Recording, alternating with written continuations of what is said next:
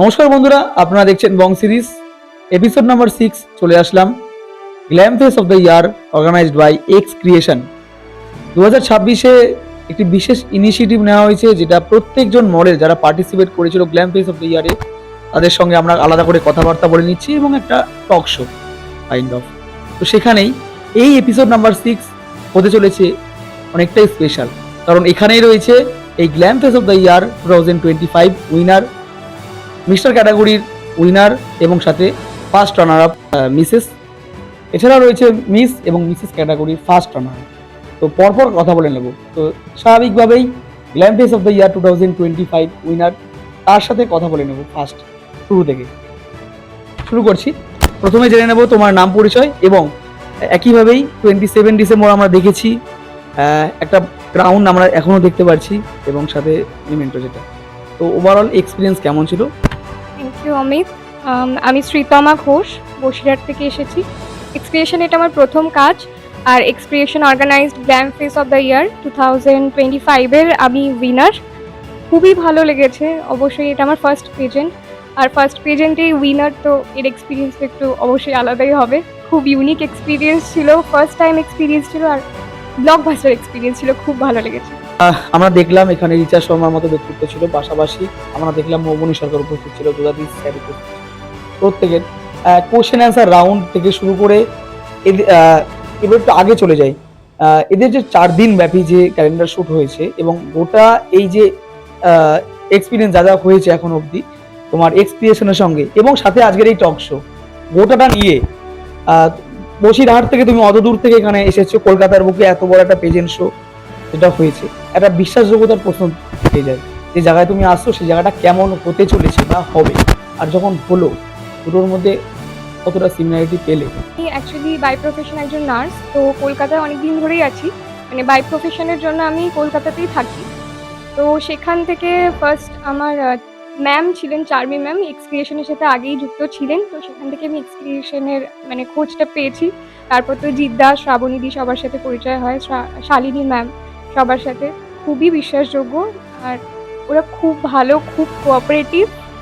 সেই জন্য পুরো কাজটাই আমার খুব স্মুথলি করতে পেরেছি। সব কিছু ক্রিস্টাল ক্লিয়ারভাবে আগেই ওরা বুঝিয়ে দেয় যে কী কী হবে, কী করতে হবে। তো সেটা আমি খুব ভালোভাবে বুঝতে পেরেছিলাম, আর যা ভেবেছিলাম এক্স্যাক্টলি সেইভাবেই সব কিছু এক্সিকিউট করেছি।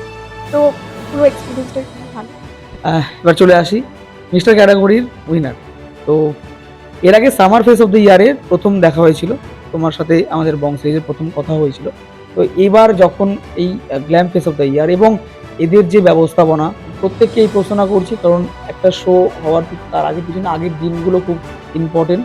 কারণ একটা দিনগুলো ভালো হলেই ওই 27-এর যে মেন দিনটা তোমাদের ভালো হয়েছে।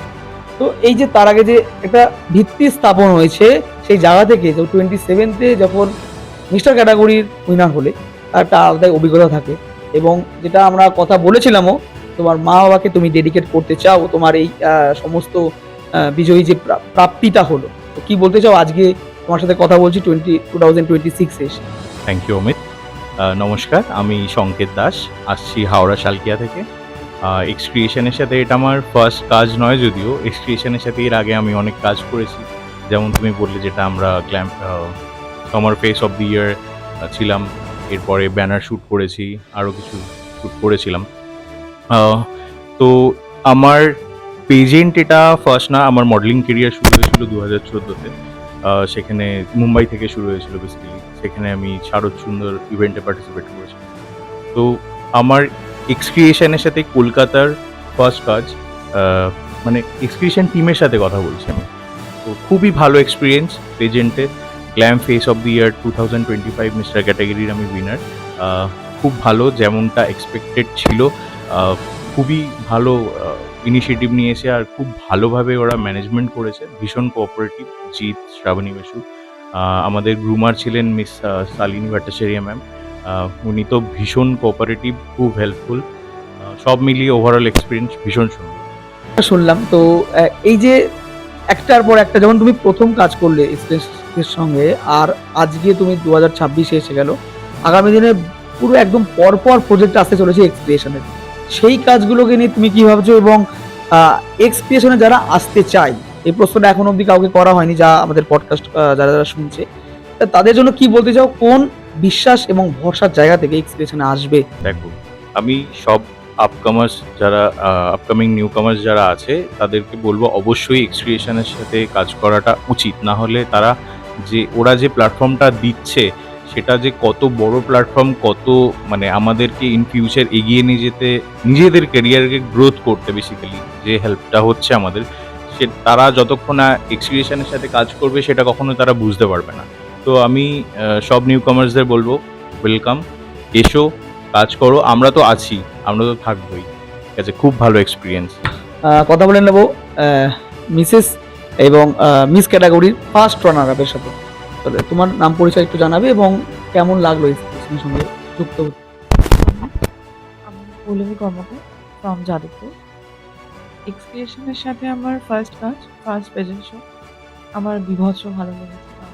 Shrabani ma'am, Jeet sir, Shalini ma'am, ওরা এত কোঅপারেটিভ। আমি তো শ্রাবণী ম্যামকে আমার মনে পড়ে না যে আমি কখন ফোন করেছি, কারণ রাত নেই, দুপুর নেই, সকাল নেই, যখনই ফোন করেছি উনি একদম আমার কিছু কোয়ারিজ থাকলে উনি একদম ক্লিয়ার কাট আমাকে বলেছেন, প্রচুর কোঅপারেট করেছেন। তার মানে কোনো রকম কোনোবারই রেখে যাননি। আমি যতবার ফোন করেছি ততবারই উনি মিষ্টি করে আমাকে বলেছেন, আমার যত কোয়ারিজ ছিল সব সলভ করেছেন। Even Jeet sir, Shalini ma'am ভীষণ কোঅপারেট করেছেন সবার জন্য। তো আমি ভীষণ পার্টিসিপেট করতে গেলে তারা ওই যেটা বললাম, প্রিপারেশন অনেকটা জরুরি। তো তার আগে যারা যে 4টে দিনের আলাদা গ্রুমিং ক্লাস রেখেছিল, সেখানে কল্যাণ ভান্ডারের মতো বিচারক ছিল, তোমাদের জাজিং করেছে।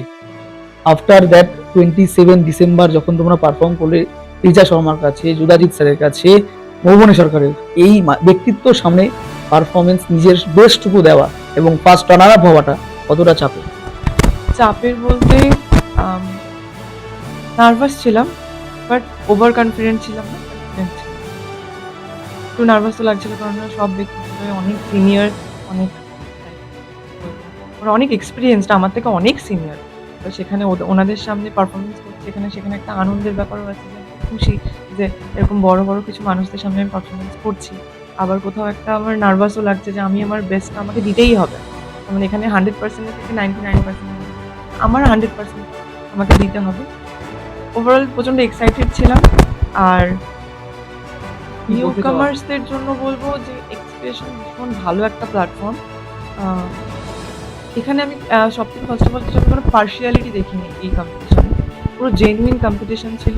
তো নিউ কামার্স এখানে আসতে পারো, খুব ভালো প্ল্যাটফর্ম, আমি ভীষণ খুশি। আমি তো অবভিয়াসলি প্রেফার করি এখানে তোমরা পার্টিসিপেট করো, কম্পিটিশন হোক, শুটস হোক।